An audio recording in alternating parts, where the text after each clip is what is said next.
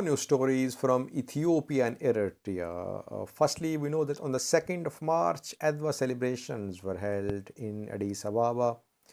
In other parts of Ethiopia, in Addis Ababa, the participants chanted slogans against Adnach Ababa, Addis Ababa mayor. Then we saw a crackdown against these participants. Several were arrested. Today, they were taken to a court. Which charges were leveled against them today at the court appearance?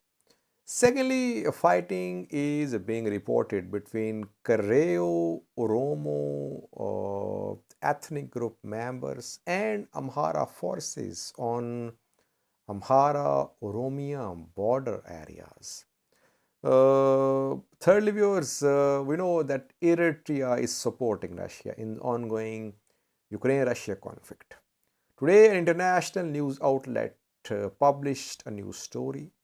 The news outlet claims that Russia is going to support Eritrea in coming days. That is why Eritrea is backing Russia. Which type of support will Eritrea receive from Russia in coming days? And lastly, a lady from Tigray stormed Israeli parliament. We have a video clip for you. Why did this lady from Tigray reportedly forcibly enter Israeli parliament? What did she say there? Firstly, viewers, we know that on the 2nd of March, during Adwa celebrations in Addis Ababa, slogans were chanted against Addis Ababa mayor. Participants carried flags without star sign. Celebrations, their venue was shifted from Menelik Square to Adwa Bridge. But after public outcry, the venue was changed to Menelik Square. We saw slogans in support of Skandar Naga, Baldira's party head. After that, government forces launched a crackdown. Several participants were arrested. Today, they were taken to a court. Which allegations, which charges were leveled against them in today's court appearance? The prosecutors firstly charged them with carrying flags without star sign. First charge. Second, it was said that they chanted slogans saying Skandar Naga is our mayor. What did the court do? The court granted bail to one of these participants. Nathaniel is his name. You can see his picture on the screen. He was reportedly granted bail today during court appearance, while police demanded 14-day physical custody, 14-day physical remand of Nathaniel, but court ordered his release. Court granted him bail. But so far, Nathaniel has not been released by Addis Ababa police. So these are the charges which are being pressed, which are being leveled against these arrested Adwa celebration participants. And we could see similar charges against Baldira's party members as well, who were arrested on the 5th of March when they were celebrating Karrayyu Amhara Victory Day, as they call it, in Addis Ababa.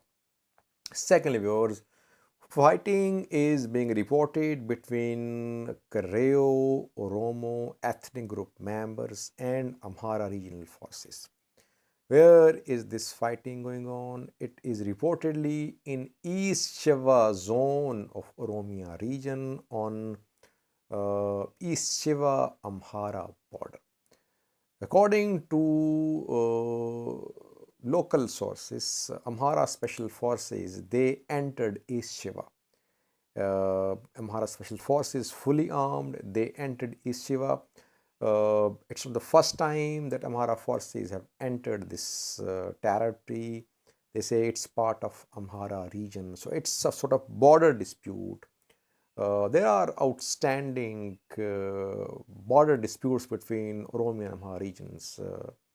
And here we are seeing the same, that Amhara forces, they reportedly entered East Shiva zone, where mostly Karrayyu and a subgroup of Oromo ethnic group Karrayyus live, and here fighting is being reported. So far, we don't have any news about casualties, but presence of Amhara forces in East Shiva is being confirmed.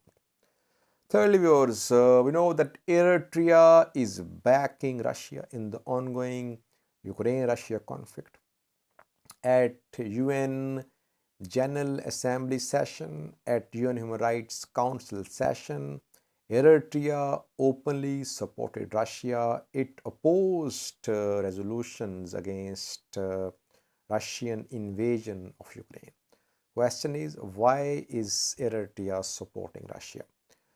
It's under sanctions from the US, from the EU, but a news outlet, international news source today published a news story. It says that in coming days, Eritrea could receive assistance, support from Russia. That is why it's supporting Russia. Which type of support will it receive? Reportedly, Eritrea is going to buy some weapons from Russia. Russia has promised to give modern weapons to Eritrean government. And secondly, it is being claimed by this news source that Eritrea wants Russia to establish a logistical center for its navy on Eritrean coast. We know that Russia is in the process of establishing a naval base in Sudan, though the matter is still pending. Russia wants a naval base there. US does not want Russian presence on Sudanese coast, and Sudan is so far not clear regarding its approval of Russian establishment of a naval base on Sudanese coast. But Eritrea is now offering to Russia that it should establish a naval base on its coast. Let's see. It seems that Eritrea has something planned with Russia. That is why it's openly supporting Russia. Though it's under sanctions, we know that it has been under sanctions for years. And Russia-Eritrea relations have been much better than Eritrea-US, Eritrea-EU relations. Let's see.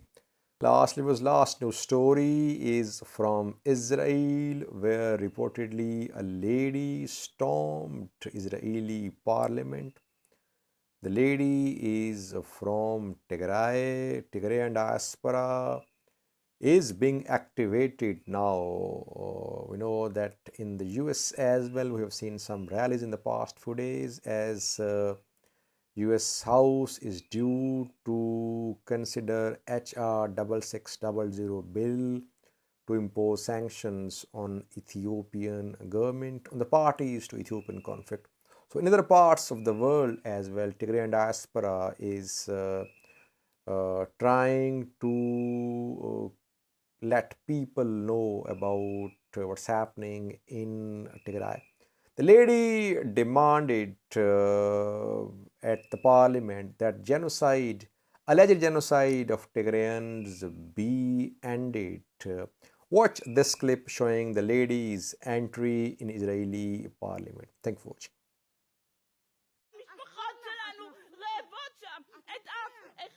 זה לא מעניין. אני גם לא סומכת על זה שהאנשים האלה יעבירו את הסיוע לטיגריי. אני גם לא סומכת. סליחה, אתה צודק, אבל קודם כל אני מתנצלת. ומכיוון ש15 חודשים 15 חודשים שאנחנו מנסים הכל. מחאות מול משרד החוץ, מחאות מול גופים ומשרדים. תקשיבי בבקשה, הוא נותן לך אפשרות לדבר, אני מבקש. תודה רבה גדי, תודה רבה, אני אמתין בסבלנות.